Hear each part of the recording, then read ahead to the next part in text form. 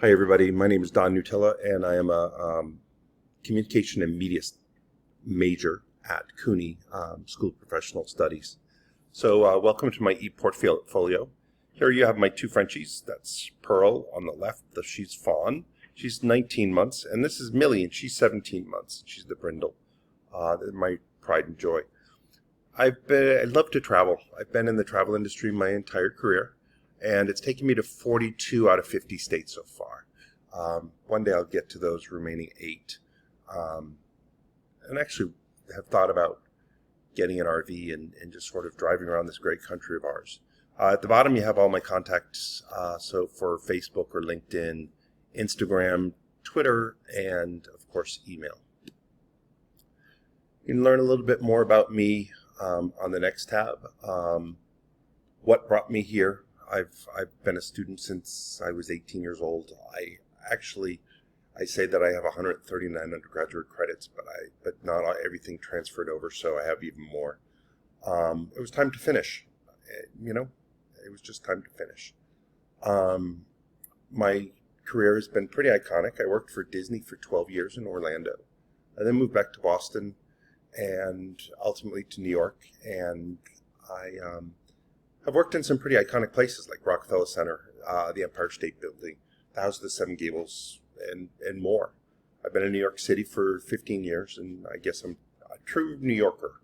I've been coming here for a lot longer, though. My expertise is in the guest experience or customer experience lifecycle. I have both a marketing and sales background and an operations background. This is one of the greatest things about working for Disney is that you are put into a position based on your skills, not necessarily based on what you've done in the past. So they really understand transferable skills. So I learned a lot. My quote here is cages or wings, which do you prefer? This is from a song by Jonathan Larson called Louder Than Words. It was in a musical he wrote called Tick, Tick, Boom. You probably know Jonathan Larson. He wrote Rent and actually didn't live to see it performed. My resume, a little bit out of date because I have since started a new position. This is actually being updated as we speak.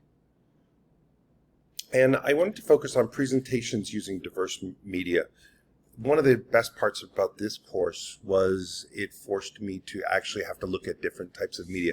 Some that I just really sort of shrugged off and others that I didn't even know existed, like screencasting and ePortfolios, right? But the Instagram is not something that I've had an account for a long time, but not something that I really use a lot because I focused my energy on Facebook.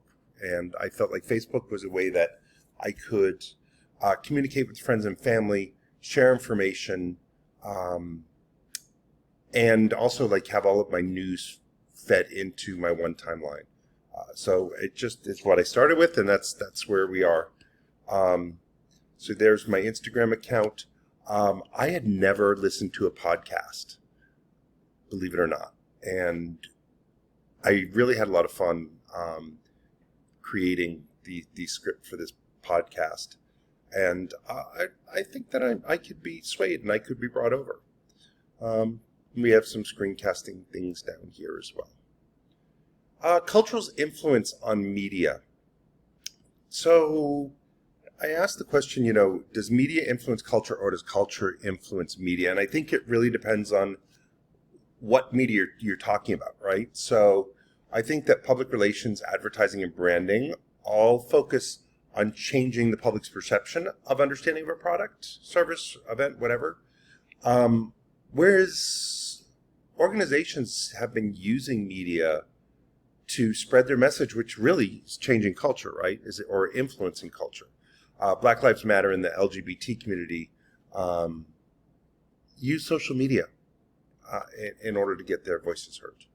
And here are a couple of things here. And I needed to include this Torches of Freedom, Bernays, talking about really changing culture's opinion on women smoking, which is, powerful. It was very powerful. So thanks for stopping by.